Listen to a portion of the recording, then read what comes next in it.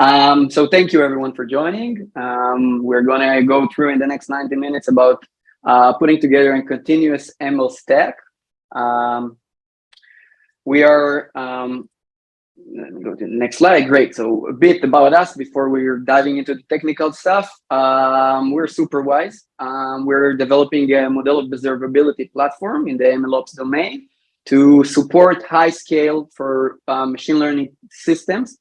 We're trying to give, or our goal is to give as much customization to every single scenario that you come across during your day-to-day work, starting from notification and understanding what's going on in your production data, and all the way until triggering webhooks and providing you with a metric store that you can consume, and therefore get understanding and the understanding of what's happening in your machine learning models in production. And me, a bit about myself. My name is Itai Ben Chaim. I'm an ML engineer in Superwise. Father to a 2 years old, almost a 2 years old toddler. So in case you'll hear laugh or crying in the background, it's because she's developing her own independency right now, and so staying up late. And I'm also expecting, we are also expecting our second in a matter of few weeks. So therefore also a husband. And as a professional, I think I'm constantly intrigued. This is probably the best description, just with how the domain, the MLOps ecosystem is evolving and the way changing, and how we're putting a lot of work into making ML more robust and successful in the world. So just as a side note, if anyone feels like you want to chat and, I don't know, discuss further about things that are not necessarily related to this specific talk or webinar, feel free to contact me either through LinkedIn or mail, or however you see fit. I'll be more than happy to chat. So great. We talked about Superwise, and we said that we're developing a monitoring platform. Now, monitoring tools are out there, right? Why do you need one for ML? And this is probably the main idea here, is that monitoring software, I guess all of you here today had some experience with monitoring software, either using CoreLogix or Datadog, on having some Grafana dashboards in place, and trying to understand what's happening in your services, in your production services and software out there. Now, when you're setting those up, if you'll ask any DevOps engineer out there, he'll tell you, okay, so when I'm building my monitoring platform, it's pretty much deterministic. I know in advance when things are going the wrong direction. I can understand that if the exit code is different than 0, then something is not right. I can see that some logs are printing errors, for example, or the CPU exceeded 80%, the RAM is in swap space, and this is where I'm pulling on my powers to go and fix it, either by scaling or by fixing that specific place, or opening a bug to the R&D team to go and fix the bug they've created, and so on and so forth. Now, when you're transitioning into monitoring ML in production, the exact same roles apply. You still have software out there, you still have a service or a cloud or a serverless function running, and there's still a model and so on. But right now, a bit more of a complexity comes along, right? And the reason is model ML, by monitoring ML, is monitoring quality of a process. You want to see that your model performance are remaining relevant, and you're not losing any, you're not doing any wrong decision making, which will probably end up affecting other people way down the chain, right? So all of a sudden, someone from the business side will come up and say, hey, for some reason, we're approving 50% more loans than usually. What happened for a specific segment within the data? And then it goes to the analysts, and then they're trying to analyze what's went wrong. And eventually, until you end up understanding what happened, a lot of things might occur. They say that model machine learning model fails silently. The logs looks good, everything is fine. No CPU has exceeded 80% or 90%. The utilization is nice, but things are not working as intended. In addition, when you're trying to set up alerts or automation on top of it, how do you actually define what are the thresholds? If I would go to you and tell you that the KL distance, the distribution shift has a 2.34 distance, is that a good thing? Is that a bad thing? Does it mean that you need to come up with a solution to your model? Do you need to retraining on a different, or subsegment it and understand what's going wrong? Or maybe everything is completely fine. How do you do that? These are some of the challenges that we're coming across and we're trying to solve every single day. And the reason that we came up with Superwise, I think, is that and not remaining in that DevOps, specifically in the DevOps domain, is that eventually, when you're looking at an ML system, right, the ML code itself, right, the hard work code that the data scientist was developing for a long time, it's only a fraction of the actual effort around it. So you need some configuration, and you need to collect the data in order to provide it to them. You need to test and debug it. You need to provide some sort of CI/CD in place. We'll talk later in details about the CI/CD and the change. You need resource management in order to allocate those CPUs and pods and basically all the infra. You need to serve it in production, and so on and so on.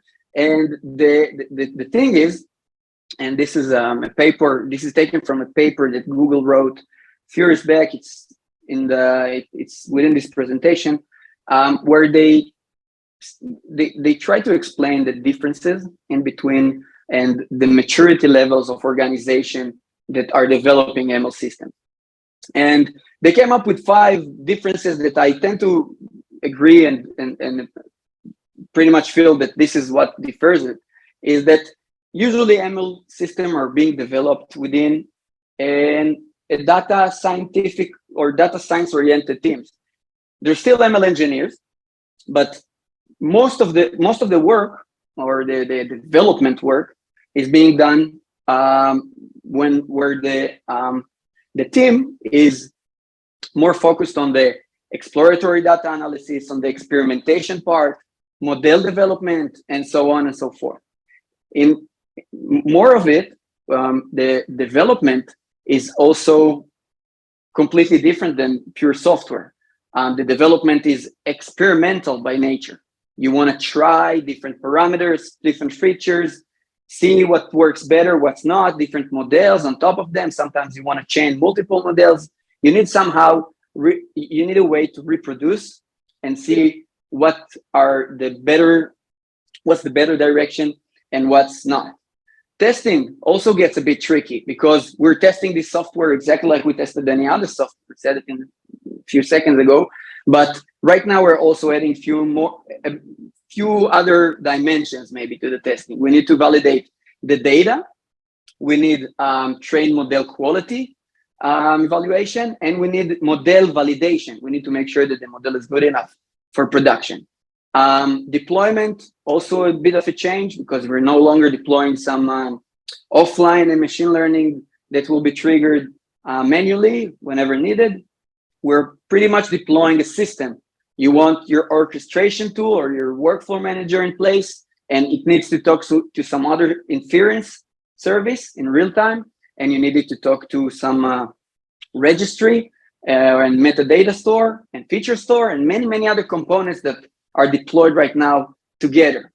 The last thing is the production, which I find one of the pain points that model and machine learning is degrading over time, not only due to suboptimal coding or someone forgot to stop the for loop when needed, but it also degrades over time because of ongoing changes in the data profiles. We live in the real world where distributions and things are happening which we never saw before. and therefore the model is usually losing its value fairly quick and silent. And we need some way to support that. Now, this is the link to the Google research paper. I highly recommend reading it. And we're going to go over 2 of the 3 maturity levels. The first one is the level 0, they called it. And if we'll say level 0 is pretty much me. 5 or 6 years ago, I was given a task to develop a machine learning model somewhere. And there was no actual team back then, okay? It was me trying to figure out how to keep track of my experiments. There was no version control system, of course, no CI/CD. Definitely not some production ready to serve lots of requests in real time. Monitoring was painful because I had to write anomaly detection scripts and trying to see what's an anomaly, and sometimes open source libraries were not able to provide me with the actual value that I needed, and so on and so forth. I guess some of you came across such work. It's not bad, but it's also not efficient.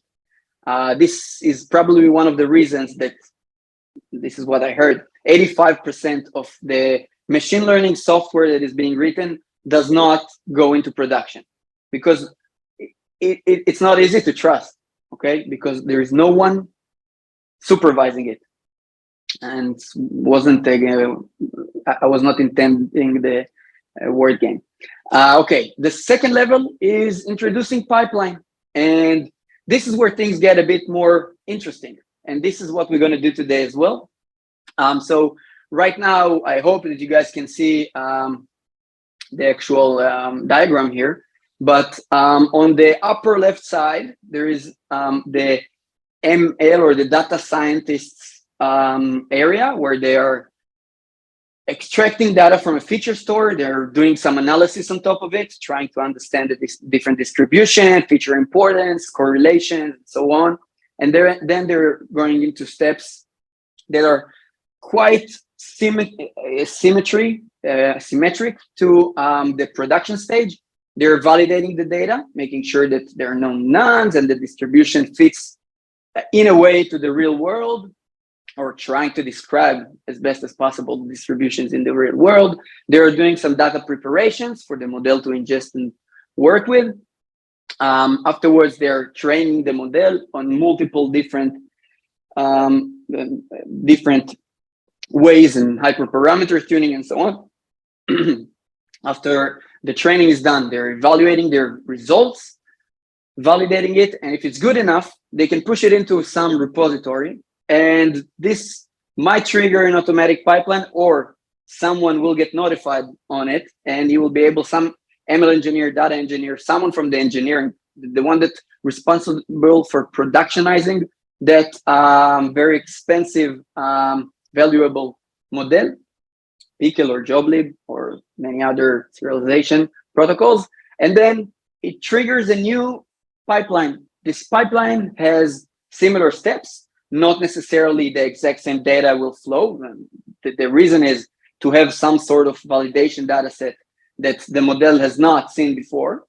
Do the same steps that I described before, evaluate it again, validate that it's good enough for production, and then we're moving on to some deployment strategy. Sometimes we'll just replace the existing model with a new one. We can do shadowing for a while. We can do A/B testing, gradual deployment, and so on. And of course, I didn't mention writing into a model registry, pulling it out of there, and also serving it in real time. Now, the last thing, which is why Superwise getting in the picture, is having a very strong capability of monitoring, because we want to make sure that as long as the model behaves, all good. No one needs to do anything, and sometimes no one even needs to know. But the second things are starting to change and degrade, then we can define the actions that we want to take. And this is a huge topic, way more than 90 minutes to talk about, and it might be one of our next webinars. So stay tuned. But for now, just keep in mind, monitoring is essential. I sound like a sales team, but that's just something that I think. Okay, and then let's talk about the scope of this meeting, because you didn't came here to see just papers and paradigms. We came to look at code, and our scope today will be writing a pipeline, deploying or writing the model that we get to some registry. We're going to take the model that we did, that we wrote to a registry. We're going to serve it in production. We're going to connect a monitoring tool to it, Superwise, of course. And eventually, we're going to, in here, there's an automatic trigger, but because it's going to be on localhost, I will show you a different way of doing it, and you'll probably be able to understand how to connect the dots and do it in a real world infrastructure. Now, the stack that we're going to do today is using Flyte for pipeline. Flyte is cool. We're going to talk about it in a second. MLflow will use our metadata store, and under the hood, there's going to be a MySQL service container running. In addition, we're going to do a model registry and write it to S3. Then using, okay, I think there is a small change that I need to do. Okay, the serving will be using Flask. I was jumping, sorry. And the monitoring will be done by Superwise. But again, this is not the only tools that you need to use. Pipelines can be done in many different ways: Airflow, Argo, Jenkins, Kubeflow. Originally, this webinar is a workshop that we're doing on top of Kubeflow, so you can look it up and see also a different way of developing the infrastructure that we're going to describe today. And again, serving, we're going to do it using Flask. I'm not recommending Flask or any other API gateway serving open source tools. There are, and if you want, I can definitely elaborate about it later, but Flask and Fast API are amazing. They're great, but they're not very efficient for ML inference, resource-wise. Okay, and of course, there's many other serving platforms out there. You don't need me to tell you. Now, a bit about Flyte. So there are two links here to Flyte intro. It's a cool post that I found on Medium that you guys will, I think, find interesting. But Flyte has been developed in Lyft. They're not long ago released their open source edition. It's Kubernetes native, which gives us lots of flexibility while we're deploying it, if it's on-prem or as a software as a service, or in our infrastructure and localhost and so on. It's got cool SDKs, very straightforward and easy to learn. Help you reproduce pipelines, which we said it's very good and we need it. It's data aware. It comes with lots of cool great expectations and Pandera and some other validation tools for your schema and for your data. It's strongly typed, so you can serialize and understand and send different parts of your pipeline into different teams or use cases. And it's also resource aware. I think one of the reasons that it's resource aware is the Kubernetes native attribute that it has. And it do scale. It scales amazingly. Okay. And the best thing is, which you'll see in a second, it can run locally. It's incredibly easy. You will see it in a few seconds to bring up a Flyte cluster on a local host and have it running different pipelines and tasks. The second one is MLflow. I think it needs no further introduction. Probably the state-of-the-art tool right now. All the time, they're bringing new stuff to the table, whether if it's MLflow pipeline, MLflow serving, MLflow as a registry or experiment tracking tool is amazing. And of course, it supports scale, and it helps us to implement the symmetry between the research phase and the deployment. Great. Now I'll keep this slide out here and we can move into the coding section. We're going to start off by writing a pipeline. But before we're writing a pipeline, we need to bring up all those different tools that I just mentioned. So let's start with the implementation part. First and foremost, you can see that there are no images running, no Docker containers running on my local host right now. And in order to start, what we want to do is get Flyte cluster up and running. And in addition, we also want an MLflow instance running. In order to do so, we're going to need to install those.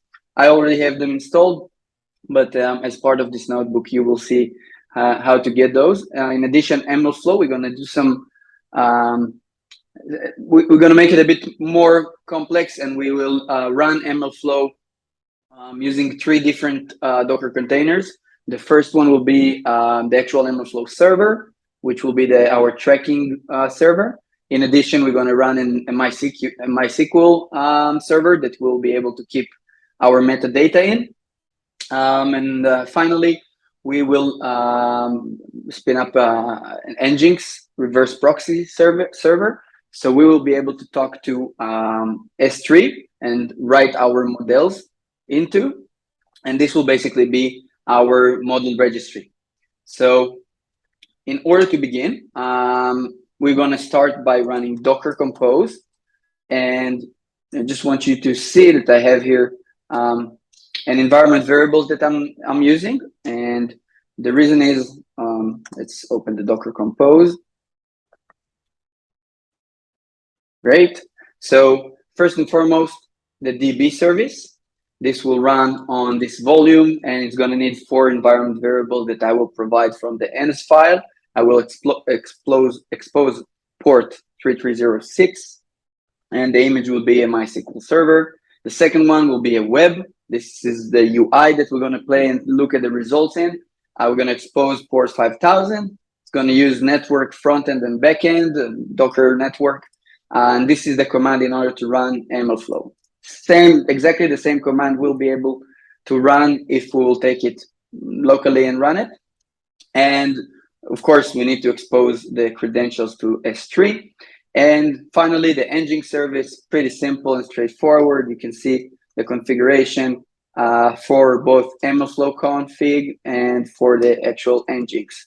These ones will be copied into the image itself, and we'll be able to expose those. So Docker Compose minus environment variables minus F, not necessarily just for explainability, is here.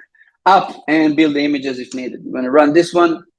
The images are already in my cache, but keep in mind that first, when you run it on your local host, it might take a few minutes to finish. And now I can see that 3 images has been created, Docker PS, and I see that I have an MLflow Nginx running, MySQL, and MLflow. We can also test it by going into MLflow on port 000 on IP localhost, and I can see previous experiments from before. I can explore those. It is using the same volume, and the volume has not been removed, so we can see historical runs in here. Now, second thing is we want to spin up a Flyte cluster, and Flyte is quite simple to bring up a sandbox environment that you can play with. We're going to need Flyte CTL for it. Demo start. This will start it. However, if you guys are using Kubernetes for your day-to-day work, you probably have a kube config somewhere in your on your home directory. Therefore, we will need to override it, and we will do export kube config.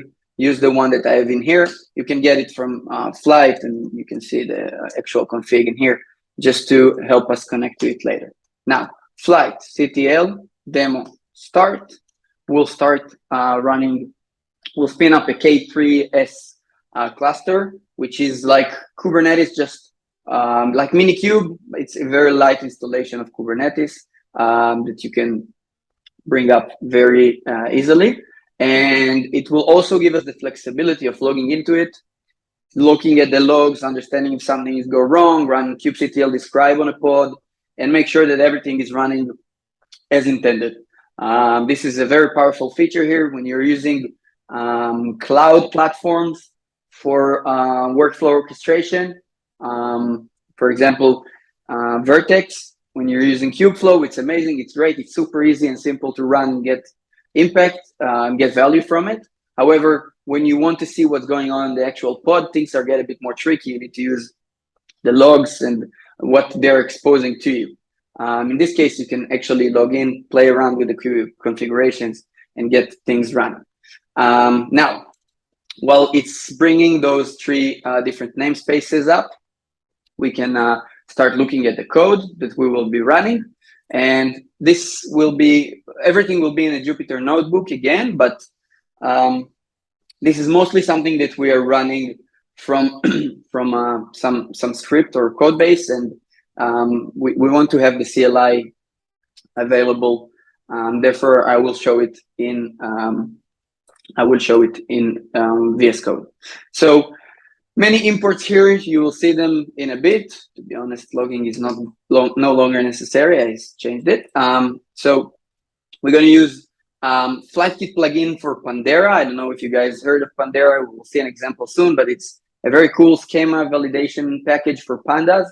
Very useful, and Flyte supports it out of the box with Great Expectation as another package, and many others. There are many cool integrations as well for features and so on. So I definitely suggest checking Flyte into more details.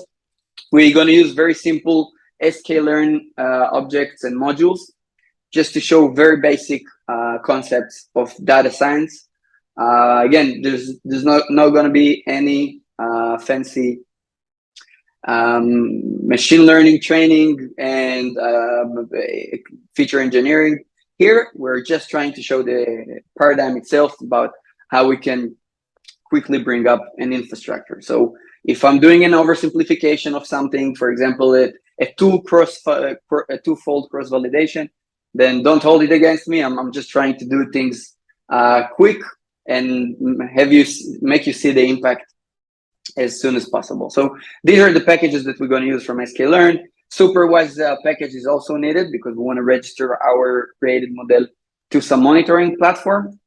And before I'm moving into the tasks, please make sure please see that I'm using timestamp just for uniqueness for the different artifacts.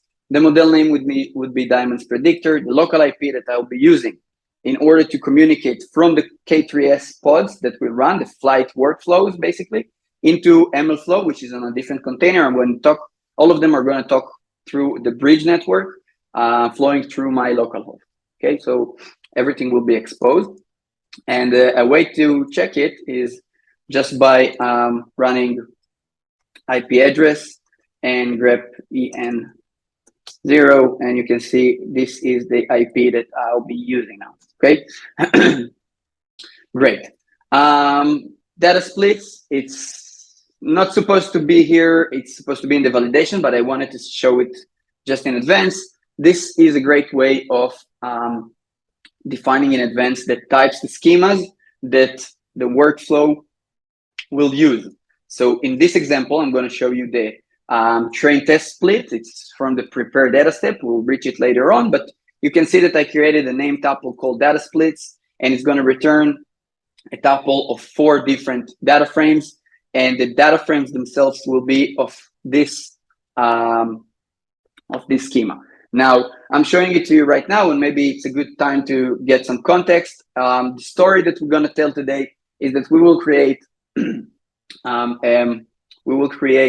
a diamond predictor model using the diamonds data set, very famous one. I guess most of you are familiar with it.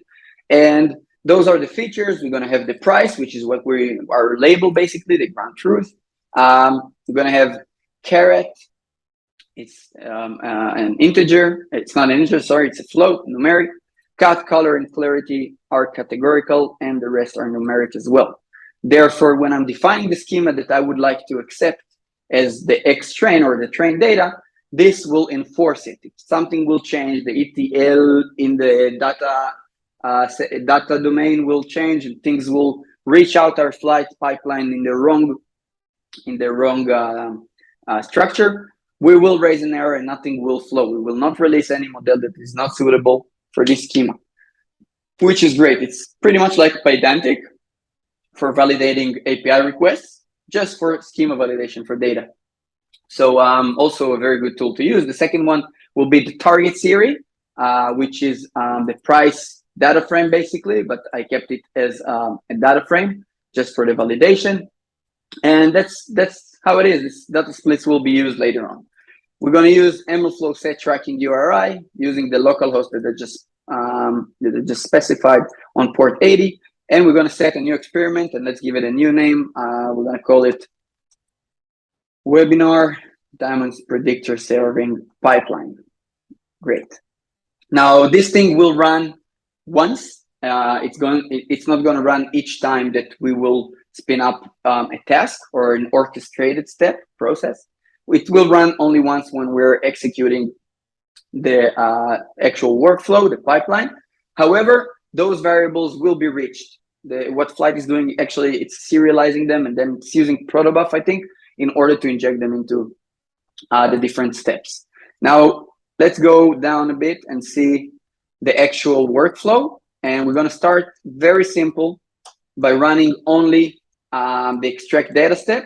I'm gonna highlight all of it, but before that, something that we need to make sure after Flyte demo start command is finished, you're gonna need to export these two configurations that Flyte has created for you, and now you will be able to talk to Flyte and send your jobs there. Okay, and now we're gonna take this console, make sure that everything is in place. You can go here and see that this is the Flyte's UI. We're going to go into the development domain, and we can see our UI, or the actual visual interface. Great. Now, first and foremost, we said we're going to run raw data. I'm going to execute it, and afterwards, we will talk about it. Important thing to mention, I'm going to run PyFlyte run remote because I want to run it on a remote cluster and use an image I already created in advance. This image will be also in the repository. It's also in my GitHub's package repository. It's just all the requirements are installed over there, and a few other additions that Flyte's basic image is not supporting. It comes out of the box with NumPy and sklearn and many others, but we need Superwise, for example, and Pandera and many other libraries, MLflow as well. Therefore, I created an image to run on top of it. We're going to run core basic pipeline, which is core basic pipeline. This is exactly the code we're looking at. And MLflow pipeline is the pipeline in here. In addition, you see that the pipeline also gets a parameter, a variable called diamond price threshold, which will help us filter out diamonds according to their price. I'll show you in a second how this step looks like, but I'm going to execute this one, and then we can go over on the code. It is using cache. You will see how I implemented it as well, and have Flyte running. It tells me that webinar diamond training serving pipeline does not exist, and it will create a new one. We can go to MLflow and see that our great webinar training has been created. This is this one. This is an old experiment I was doing, and we can continue to look at the actual code. So extract data is a fairly simple step. We're gonna decorate every method with a task decorator of Flyte in order to tell Flyte that it needs to be serialized and treated as an orchestrated, separated process. We're gonna provide some cache version for it, so we'll be able to version our caching if things are changing and so on. It will get the price threshold that I mentioned before. Type int, you must specify the types, again, for the serialization mechanism, and it will return a data frame of type raw data. Raw data is not one of those data splits. It will be like the complete section, like the complete schema with the price and all the other features. Great. While this is running, we can see that I'm pulling out from OpenML the data set. I'm going to print something, read it, and then if price threshold has been specified, then I know that I will need to filter those. In this example, I filtered out all the expensive diamonds that cost more than 10,000 dollars. Therefore, I'm going to train my model on the least expensive diamonds, on the lower end of the price diamonds. Now, what we're trying to simulate here is eventually we're gonna push into our inference service, which will simulate production environment, the most expensive diamonds, and then we want to try and create some SKU, some training serving SKU, and see how our monitoring platform will handle it. Now, while this is running, we can go here. We can see that the step ran and succeed. We can have a look at the graph and see that we only have one simple step running here. It took 1 minute and 31 seconds. What's basically happening behind the scene is kubectl is spinning up a pod that will pull the image. In this case, first, I think it pulled the image from my repository, and then it will run the code that I just mentioned. You can also see the outputs. So these are the columns, and this is the URI of my artifact. If you remember, we're returning a raw data object. Great. Second step will be validate data. Let me just have this one run in advance, and so to save us some time, I'm sending exact same command as before, and we'll go to validation step. Validating the step will get the data frame from the last step. Maybe it's important to mention here. As you can see, extract data is returning an object. Now, within your workflow, what you're actually getting is not the actual data frame. What you'll be getting is an object of type promise. This is a Flyte object, and it will not be accessible within the workflow. However, if you're chaining it and sending it to the next step in this way, then validate data step will be able to open this DF and just treat it as a regular data frame. You don't need to read it. You don't need to pull it out from storage or anything. Just continue working with it regularly. Validation step will make sure that we have no nulls. It will add a record ID to each and every one of the records. And we're going to make sure that all the numeric features that we specified are actually numeric. Finally, we're going to run some data selection and return it. As I said, very simple step, nothing too fancy. Next, after we have our data validated, cleaned, engineered, and everything is pretty much ready for training, we're going to run the next step, will be prepare data. Prepare data will return the data split object I mentioned before. We'll see how it looks as a type hint for the return, and it will get the validated step. And as you can see, it's also cached. We get a data frame of raw data, and we return a data split. This is how it's going to look. If you remember, I said that Y train data and Y test are series. Therefore, I'm using 2frame in order to transform them into a data frame and treat them this way later on. My target is price. We're going to drop it, split it for Pareto to 20%, and we're going to return those objects. Now, if we will go to our Flyte pipeline, you will see that in this graph right now, because I created a separation, prepare data will send data to evaluate model, because we're going to evaluate on the test data set, but it will send data to train model, which will be the train data set. So you see the Y train and the X train and their columns, and evaluate. This happens when a pod finished running. So going back here, so evaluate will get the X test and the Y test data frames. Perfect. So prepare data finished. We're going to move on to train model.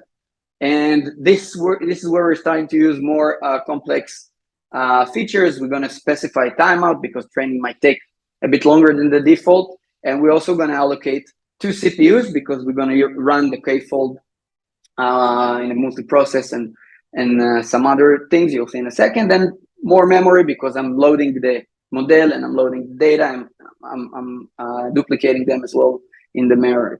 So printing, numeric features, we're going to use sklearn pipeline, which is an amazing recommendation that I can give. It will make your end product more robust. You'll be able to get in production data that you have not encountered before, and nothing will break, and you'll be able to impute and encode it on runtime. We're going to use simple steps for simple imputing of the median for numeric transformer, and most frequent for categoricals.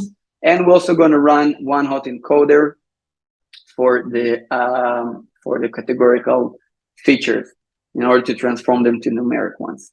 Now, eventually, I'm going to chain these two together with njobs -1, meaning that you can use all the CPUs that you have in your system. And okay, great. Estimators, because we're going to use random forest regressor, our estimators will be just a random int that we will bring. And usually it's not the way to do it, but here I just want to show you how I'm logging different metrics into MLflow. So I'm just randomizing a number. Model parameters are taken from a paper in Kaggle in order to get the best results on that one. And we're going to do regressor, set params, chain it into a pipeline, which will do the preprocessor object and the regressor. We're going to choose k-fold of 2 and run the score with negative root mean square error, the RMSE. And number of jobs will be 2, exactly as the number of CPUs I allocated. Eventually, we're going to calculate the mean, and this will be our training score for that specific model with this specific data. We're going to fit the X train to Y train. Now we're going to get a trained pipeline that we can use. One thing I forgot to mention is this step is returning a job-lib serialized object. Now, what it basically means is in order to communicate or to send this object to the next steps in the pipeline, we will need to serialize it somehow. This is the way to work with job-lib. But while in addition, I'm going to use MLflow to log this model to S3, but I will be using Pickle to do that. Okay. So the way I'm doing it is I'm setting up the environment, the MLflow, the S3 profile. I'll be using the AWS profile environment variable. It's within my Docker image here. So I'm giving this credentials as a file. Not best practice, use secrets in your production environment, but again, for simplicity. We're going to start an MLflow context, start run with the name of the function, and we're going to log the estimators that we randomized before. We're going to log the two-fold cross-validation score, and we're going to log the model. Eventually, we're going to dump the job-lib object and return it with a path. Now, the next step, we'll be able to read it, evaluate model. We'll be able to get this model as an argument, X test and Y test from the prepared data step, and it's going to run it's going to run MLflow again, calculate the root mean square error, the MAE and R2. It's from evaluate metrics function that I wrote in utils, and have them logged into MLflow. Now we can go quickly into the nodes, and deploy model failed, which is great because we have no service waiting for it. And you can see that train model outputs will be the job lib, and it will be sent to my S3 bucket, which is the Flyte bucket in a job lib format. However, we did also using MLflow log model, and if we'll go to here, we will see that our train and evaluate has outputted models, but these will go to a different location. It will be here in not my S3 bucket, however, it will be an MLflow bucket item. And this is how it looks like, and you can see in MLflow how to make prediction using it, using MLflow serving, and so on. If you remember, we're going to use a Flask for serving, and I'm going back. Evaluate model as ran. Validation is different than evaluate. In evaluate, we want to see specifically this model, how it performed, and in the validation step, we want to compare it against some baseline or some other model in order to define whether we want to deploy it shadowly or gradually, or have some traffic split between the two. And of course, do A/B testing, many other techniques. So validating model will help us decide it. In the validation step, the model will see for the first time a validation data that it had never encountered before, therefore seeing its exact performance on an unseen data. So in this case, I again oversimplified it and I send the data from the first step, the raw data from the validate data frame step, and MLflow start run, log all train and validation metrics, log the model, which is exactly what we looked before, and print all those. If the root mean square error of this model will be smaller, lower than the model metrics RMSE from the last step, and the model metrics R2 is larger than 0.95, I chose a very simple validation condition, and this is it. In this case, we will register our model, put a key of toDeploy1 and run ID with the run ID that I have from MLflow. This will help me later on if I need MLflow serving or reading anything from that specific run from the bucket. I will be able to reference it fairly quick using MLflow SDK. Eventually, I'm going to return the toDeploy dictionary, and this is the phase where we finished the data scientific part. Okay, this is the experimentation symmetry behind the two, like from the experiment to the training serving pipeline. All those steps will somehow be symmetric. Now we're going to move on to two new steps, which are more in the engineering and the ML engineering domain. First one will be registering it to a monitoring platform, Superwise, and the second is deploying. Now, in order to deploy it to Superwise, I went ahead in advance and I've created a namespace. Now, if I will open an incognito window just to show you how quick and easy it is to sign up, is Superwise.ai, and then you'll see a sign up here. We have a community edition where you can monitor up to 3 models for free, completely free. We don't care about time frame and number of transactions. Test us, stress test us, and check it out. Signing up will take a few seconds. You'll get an email notification after you validate your email. The environment will spin up, and you will see this environment. There's also many tutorials and repositories on GitHub that will help you do many cool integrations and use our platform in the most efficient way. Now, in demo is our demo model project that you will get in advance. You will see fraud detection, and right now Diamond Price Predictor is ran, therefore adding us a new version, and we will be able to send data to.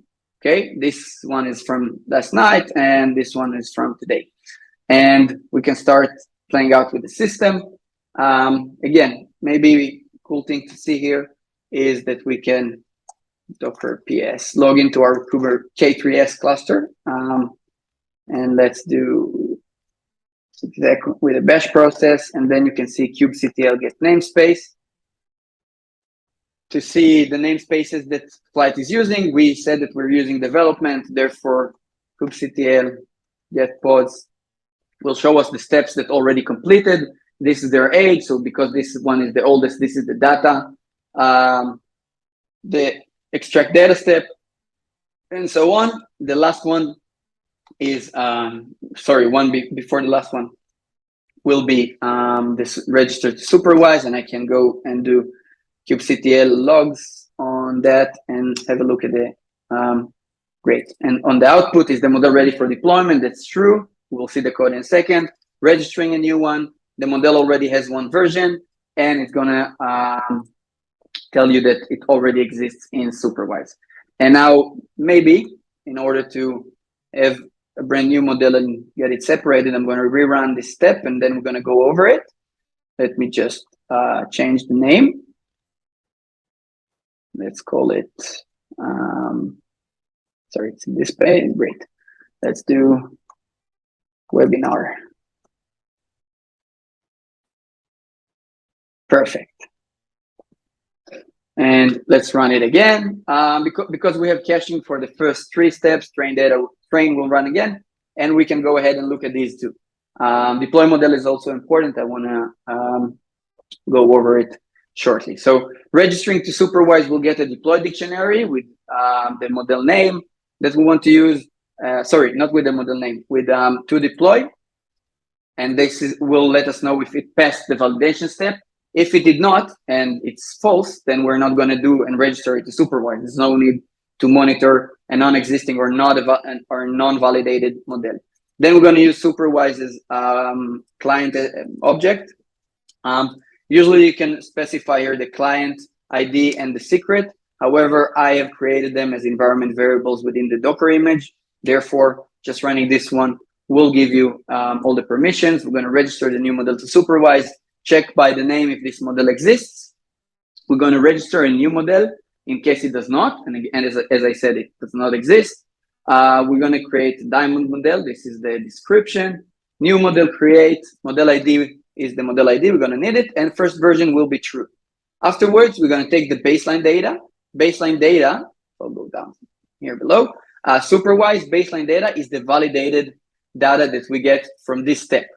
So we're going to register it as a baseline, and all the drifts and the metrics and every change, integrity metrics, and any other thing that you would like to monitor in our platform will be compared against this baseline. Therefore, we need to assign a timestamp to it to do time series anomaly detection. Infer the data types. This is from Superwise's SDK. We're going to understand what's categorical, what's numeric, what's Boolean, and so on. And eventually, we're going to run summarize. Summarize will extract all the descriptive statistics and other metrics, important ones, to Superwise. And this will allow us to do all the calculations in real time without actually keeping the user's data. We don't need it. We're not holding it in our database. We just need the descriptive statistics and all the other metrics. Now, in order to run summarize, we're going to need to specify the roles. So record ID is my entity, is my ID role. Timestamp will be a timestamp. Prediction is what I'm trying, is the value I'm getting. And label is the ground truth. It's like the price will be the label. If it's not the first version, which in this case, it's not true, it is the first version, but in case there are multiple versions, it's going to get the model ID, tell you that a version already exists, create a new version, and activate it. From that point on, we are monitoring this model, and you can start logging your records and predictions to it. Eventually, we're going to add to deploy the model ID and version in order to use it later on. Deploy model is our last step. We have registered our model to Superwise. In a second, we're going to create a policy as well. But deployment will take us to a new repository of this one. I've created a simple Flask application that will expose 4 different endpoints. The first one will be predict. The second one will be update model. Each time the pipeline will run and validate a model and deploy it, it will go to this service, tell him, hey, I got a new model for you, take it from S3. My service will download it from S3. And from that point on, it will be available for predictions. And the final one will be trigger pipeline. Now, usually trigger pipeline will not be in the same inference service that you will be using, of course. However, in this case, just to show you that we can trigger this pipeline automatically from different areas within our infrastructure, I just showed you a quick example of how to get it from Flyte, the actual pipeline that we want to use again, have an execution, and return status code or the execution details. Within my predictor class, you can see that I've initiated the model itself using a set model, which is updating the model ID and version ID of Superwise and also downloading from S3. And in addition, it will expose a it will have Superwise client in order to log the metrics. And each time a new feature vectors or collection of feature vectors will arrive, then we will be able to log the prediction, get predictions on them and return it. Maybe last thing to mention here is the way that we've implemented predict. So we will get a collection of feature vectors. We're going to turn them into a data frame. We're going to add a new prediction column, which will return from the actual sklearn random forest regressor predict function. Afterwards, we're going to send our monitoring data, which is the input DF that we just created, to Superwise for 3 lines of code, log my records to this model ID and version ID I just created, and those are the records that I want you to log. And eventually, it will create an API output of the transaction ID and all the values and return it. As simple as that. The service can be simply executed running unicorn bind, this one. Great. It's gonna, first thing when we do it, it's gonna read a default values for model ID and version ID and load a default model from S3. Model has been loaded successfully, and we can start deploying and talk to this service. One thing we can do is make sure that we are able to connect to it. So we're gonna get HTTP, and we're gonna need the IP from here. Just run a simple health check. Great, on 50 diamonds D1 health check. Great. Diamond's prediction service is alive.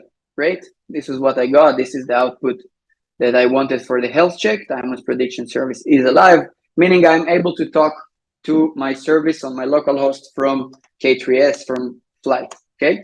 Now let's check out. I guess the last step has failed. Deploy model has failed. And the reason it failed is because the service was not exposed. So we were not able to do and talk to it. Right now we can run it again, but we'll go to Superwise and rerun this one. And we need to see a new model right now called Webinar Diamond's Price Predictor.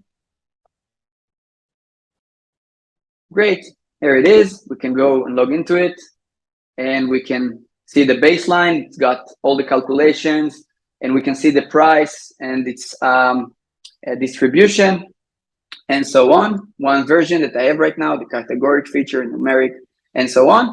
We can also create cool dashboards. For example, let's create, I don't know, the input drift. Right now, there is no input because nothing has been sent in production. And maybe the last thing will be create a policy, adding monitoring policy. Now, monitoring policy, we do have some templates in place that you can use: integrity, performance, stability, and so on. Maybe we'll do here dataset drift.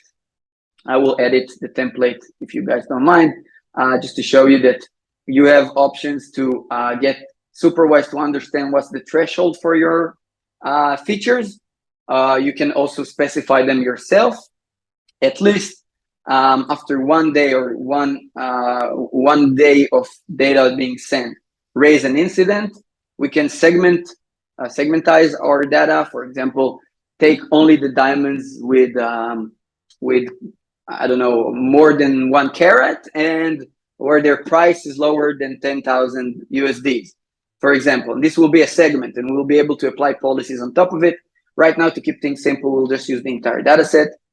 Scheduling is also available to be calculated, and notification, how we want to be notified. So email is one of the options. My favorite one is the webhook. We can do a retrain webhook and have it running. I don't know. In my case, I will not be able to talk to my local host, of course, because this is running on remotely on a remote host. But you can specify cloud functions, HTTP triggers, and many others. And if your service is exposed, you will be able to talk to it from here, test it, and then create the integration.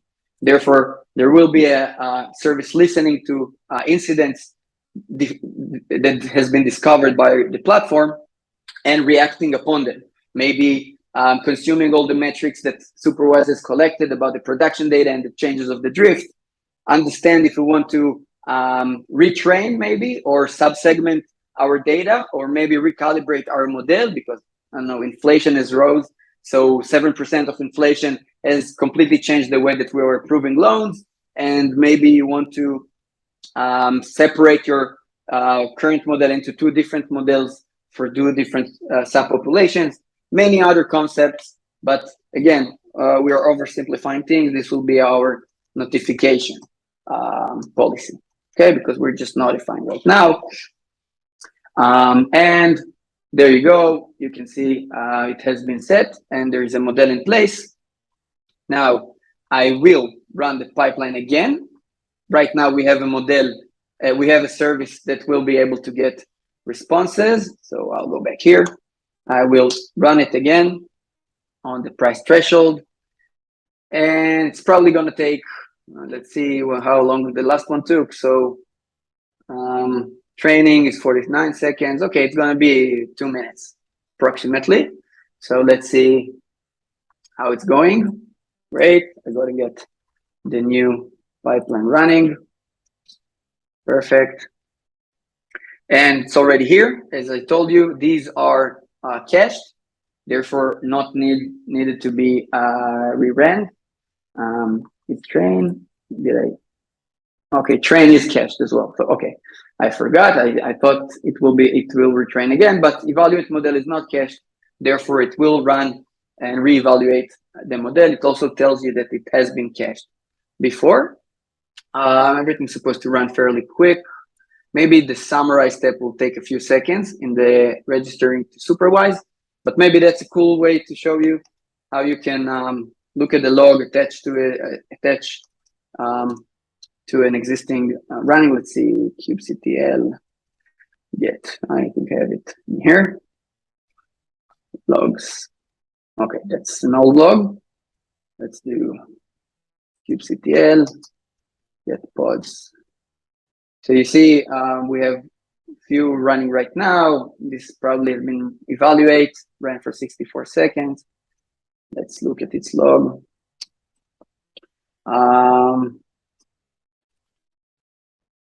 Okay, there is no logs over there printed, but cool thing that you can do, is we can do describe pod and have a look at what was happening. So it assigned a pod to it, pulled an image, started it, and ran.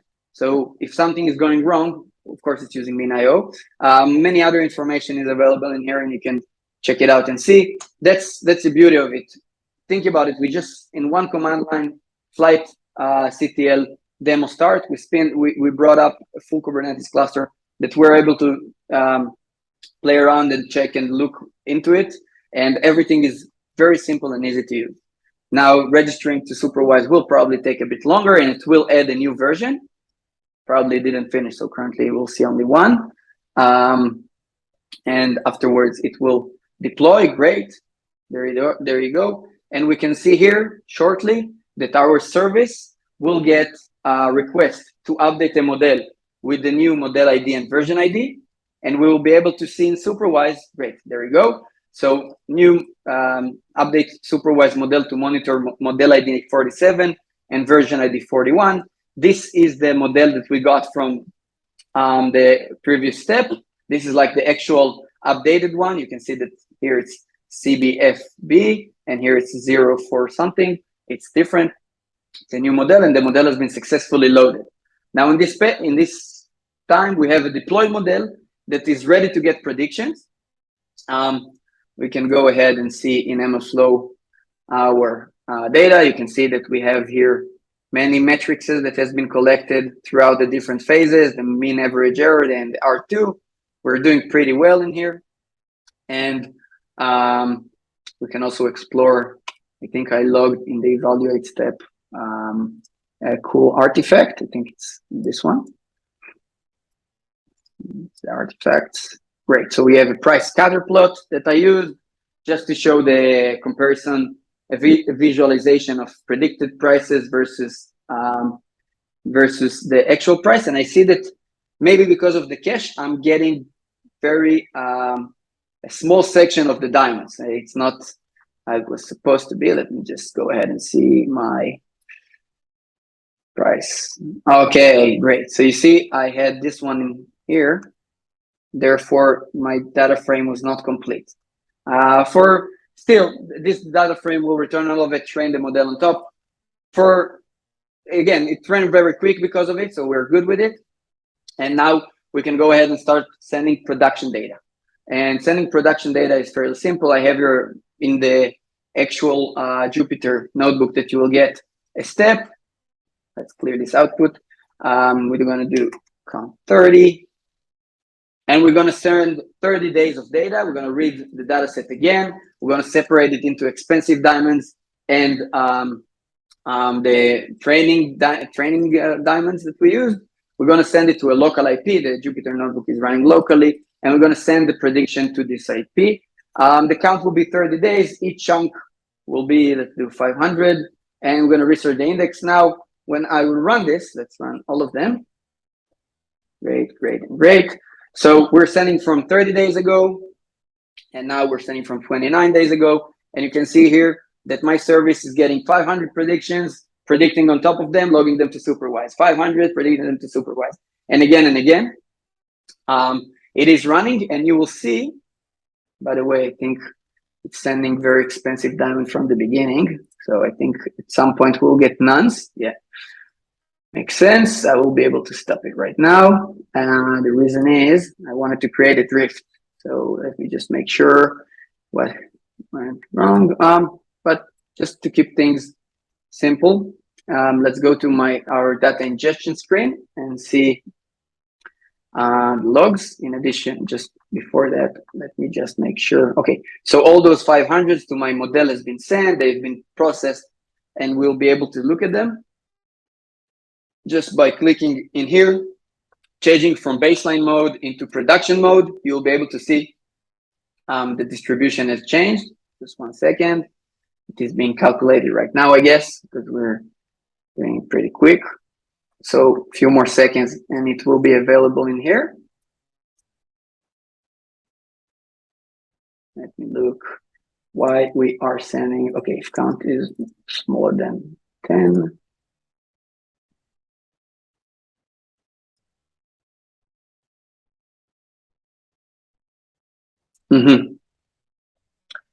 So, okay, I think the print was wrong. It's okay. We are okay.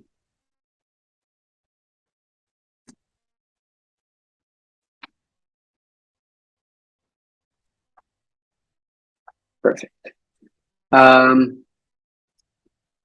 I was not supposed to stop it. Let's run it again. Save it. Great. Now the calculation will be more accurate. I think there was a typo here and I was printing the wrong ones. So these are the average prices of the first diamonds. And now when we reach count lower than 10, we will be able to see a bump in our predictions. It will happen soon. And we will also be able to see Superwise will have a trend. So soon, 5, 4, 3. So this is our productive, like our regular data. Everything behaves very well, but all of a sudden, after 20 days of our model working perfect, all of a sudden we're getting a huge bump in the average. All of a sudden, from 3,000 or 4,000, we're at 16, 15, and there's going to be some kind of production drift, right? I'm going to refresh this one, so we will be able to look at the calculations. Great. And here's my production data. We'll be able to see that the carat is being distributed and the importance is pretty high, and it has changed. We can also go ahead in here and maybe enlarge this one and create a cool input drift metrics, and we will be able to see that's distribution shift on the features. Great.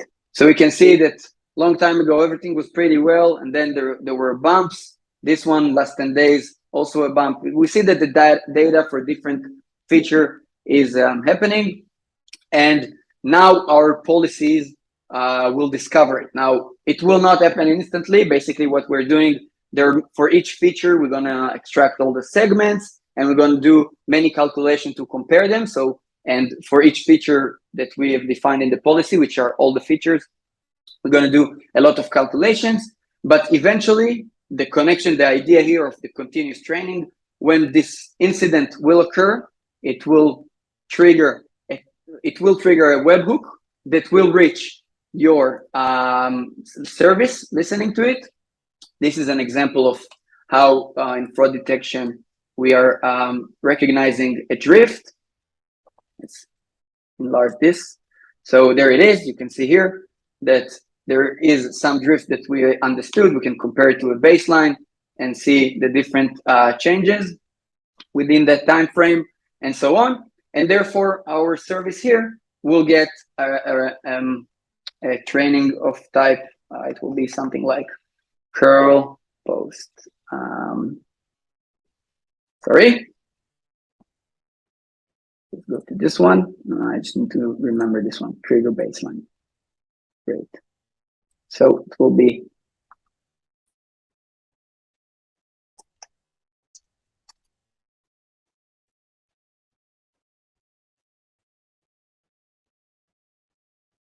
great. Great, 200. There's no printing, I think, in this one. Yeah, I have not printed anything here, but basically what's happening is that we're going to see a new pipeline right now being executed. There it is, running 12 seconds ago. It's called Retrain. This is the name I gave it. Going back here. So execution name is Retrain. We're going to wait false to have it running and not hold the background. And right now, because I've not provided any inputs, training will run on the entire data set, giving us a way more robust training model in production eventually, and have everything running in place. So inputs are actually nothing. Therefore, if you remember, this ML pipeline will get the default value and extract data will not go into this condition. Therefore, not filtering out prices, returning the entire data frame to the next steps, training them, and so on.